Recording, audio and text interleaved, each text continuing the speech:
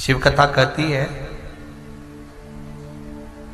नंदी का एक पांव जो ऊपर होता है, आप लोगों ने दर्शन करे होंगे शंकर जी के मंदिर में नंदी के, तो नंदी का एक पांव उठा हुआ होता है, एक पांव नीचा की ओर होता है।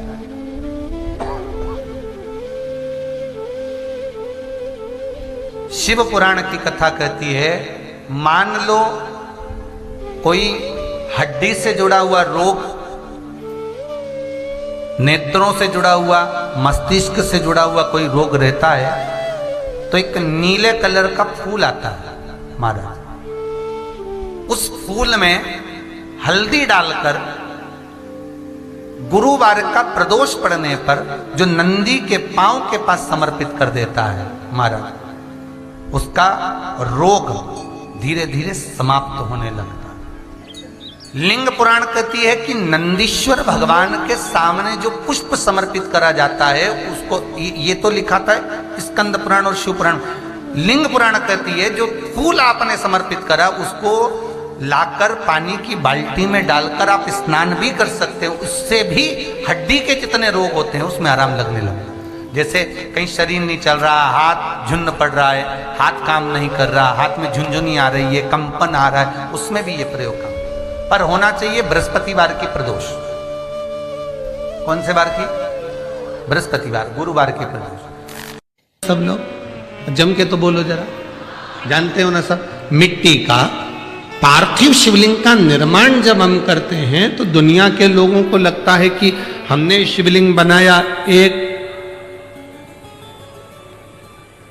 हमने शिवलिंग बनाया एक, तो एक शिवलिंग के पूजन का फल मिल रहा है, ये दुनिया के लोगों को लगता है कि एक शिवलिंग के पूजन का फल मिल रहा है। पर शिव महापुराण की कथा कहती है पार्थिव शिवलिंग का निर्माण करना और उसकी पूजन करना, उसका मतलब है पार्थिव शिवलिंग को बनाने में जो मिट्टी हम एकत्रित करते हैं, उस मिट्टी में जितने जितने बारीक बारीक कण होते हैं, एक एक धूल का कण, मिट्टी का कण जितने एकत्रित होते हैं शिवलिंग को बनाने में, आप शिव जी का जब स्नान कराते हो, पूजन कराते हो, बेलपत्र चढ़ाते हो, तो जितने मिट्टी के अंदर बारीक बारीक कण होते हैं जिससे जुड़कर पार्थिव शिवलिंग का निर्माण होता है, वो 1000 करोड़ शिवलिंग की पूजन एक साथ हो जाती है एक ही बार में। उतना फल हमारे खाते में चले जाता है, उतना फल।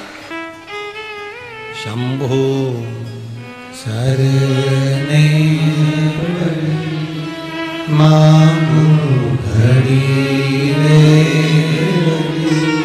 दुख काटो दया करी,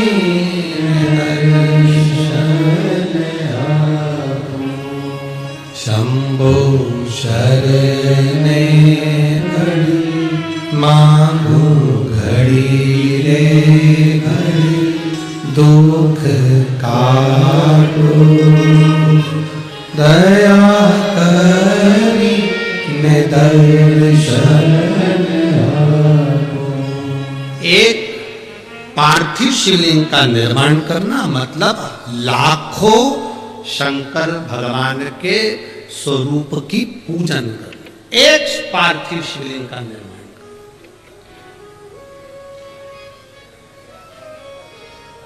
आप में से कितने लोग हैं जो महीने में, 2 महीने में, 6 महीने में एक बार पार्थिव बनाते हैं? उठाओ जरा हाथ। एक आध बार पार्थिव बनाते हो? रखो। कुछ मत करो। आज अमरावती की इस पवित्र धारा से एक संकल्प ले लो कि महीने में जो हर महीने शिवरात्रि आती है, मैं महीने की हर महीने जो शिवरात्रि आती है उस शिवरात्रि पर अपने गमले में, घर में जो मिट्टी हो, गमले में मिट्टी हो, पेड़ पौधे की जो मिट्टी हो, अपने गमले की ही मिट्टी को वहीं पर ऊपर उठाकर उसी गमले के अंदर शिवलिंग बनाकर वहीं पर पूजन कर कर वहीं पर उसका विसर्जन कर दूंगी। उसका भी जो पुण्य है उतना ही मिलेगा जितना पार्थिव शिवलिंग के पूजन का। कोई नियम बना लो कि 1 महीने में एक बार मुझे पार्थिव बनाना। कोई नियम बना लो मैं 3 महीने में एक बार पार्थिव बनाऊं। कोई नियम बनाओ कि मैं 6 महीने में एक बार पार्थिव बनाऊं, कोई नियम बना लो कि मैं साल भर में एक बार जो सावन के महीने में शिवरात्रि आती है, जैसा आप लोग सब ऑनलाइन बनाते ही हो, पार्थिव बनाने एक संकल्प अपने में भी।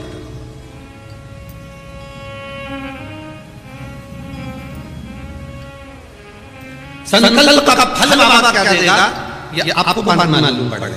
वो क्या देगा वो बात मालूम पड़ेगा।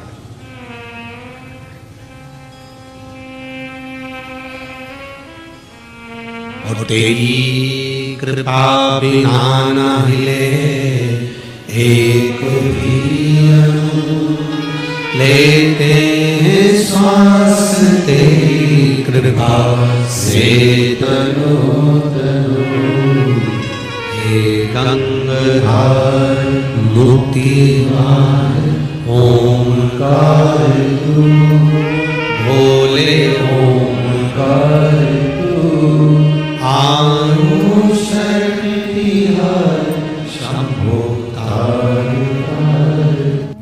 प्रयास करना जब जब जिस महीने में जो प्रदोष पड़ा करे, जब प्रदोष पड़े बन सके 1 बेलपत्र, बन सके 5 बेलपत्र, शमी पत्र, हरे मुंह, हरा मुंह बेलपत्र, एक कलश के अंदर थोड़ा सा पानी लेकर 1 बेलपत्र, हरा मूंग, शमी पत्र डालकर और उसमें थोड़ा सा गुड़ डालकर भगवान शिव का स्मरण कर कर प्रदोष काल में, मान लो कोई काम आपका बहुत जरूरी है, बहुत दिनों से अब थक गए हैं, नहीं हो रहा, कर्जा बढ़ रहा है, धन नहीं आ रहा, व्यापार नहीं चढ़ रहा, या कोई समस्या बहुत प्रबल है, कोई एग्जाम में बैठ रहे हो नहीं हो रहा, परीक्षा भी दे दी है, रिजल्ट आने ही वाला है, तो भी प्रदोष काल में, प्रदोष के समय वो जल, मूंग, समीपत्र और बेलपत्र और गुड़ का शंकर के शिवलिंग को समर्पित करना प्रारंभ कर दो। 2 या 3 प्रदोष करोगे, बाबा आपकी मनोकामना श्री शिवाय नमस्तुभ्यम। हर हर महादेव। गुरुजी द्वारा बताए गए उपाय को विश्वास के साथ जरूर करें और कमेंट में श्री शिवाय नमस्तुभ्यम जरूर लिखें। Thanks for watching.